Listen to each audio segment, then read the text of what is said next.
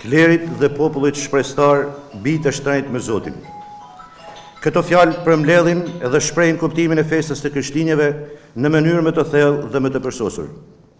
Nëse do përqendrohemi për të kuptuar rëndësinë e këtij misteri të madh, në të cilin biri dhe fjala e Atit u mëshirua dhe u bë njeri, atëherë do të marrim pjesë në festimin dhe në gëzimin shpirtëror dhe do të ndjejmë brenda nesh fuqinë, misterin e denjë për të madhësuar dhe për dhuratën magjike të madhe që e jepri për njerëzimit.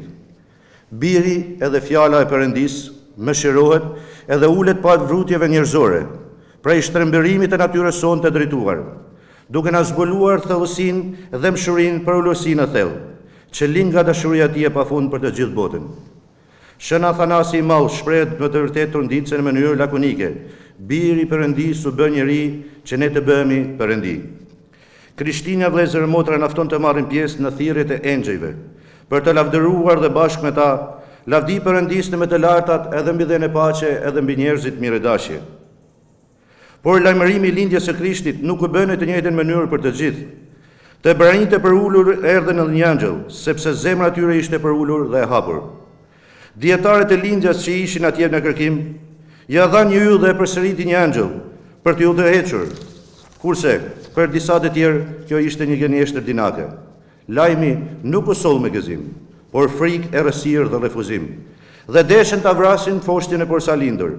Ngjarja ofrohet të gjithëve, por jep fryt vetëm tek ne dhe ato që kanë dëshirë dhe praulësi për të njohur. Erdhi tek të cilët vërsuan me të vërtetë.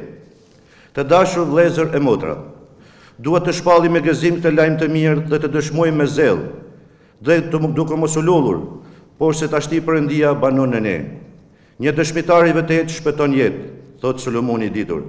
Është detyra e çdo krishteri të përhap dhe të bashkëndajë këtë dritë në të gjithë botën, sepse vetëm duke ndarë këtë me të tjerët, drita mund të ruhet dhe mund të rritet çdo ditë.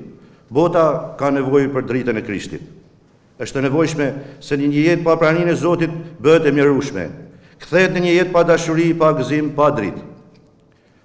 Për të fësuar shpirtërisht lindjen e Krishtit, le të kujdesemi gjatë këtyre ditëve festive, të përjetojmë me thellë dashurinë, madhështinë e kësaj dhurate hyjnore.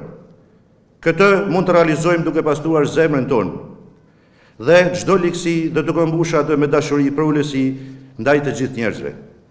Zoti identifikon veten e tij me njerëzit në nevojë duke thënë: sa pa ata uri, erdhe dhe me dhat ta, pa ata etje, erdhe dhe me dhat të pi.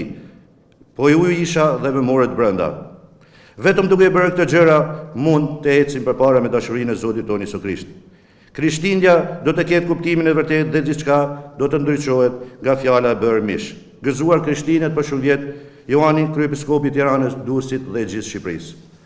Ja Krishti lind, lavdërojeni vëllezër motra, në këtë moment vigjiljet e festës së lindjes së Zotit tonë Jezu Krisht. Uroj me gjithë zemër që gjithë besimtarët ortodoks të Shkodrës së Mëxher dhe vëllezërit e mi besimtarët e komunitetit katolik gëzuar për shumë vjet lindjen e Zotit tonë Jezu Krisht. Le të jetë për ne, për qytetin, një shpresë e madhe kjo lindje. Gjithashtu njoftoj se pritjet në Kishën Ortodokse do të zhvillohen nesër, pra me datë 25 për Krishtinë. Jeni ftuar të gjithë qytetarët që të merrni pjesë. Faleminderit.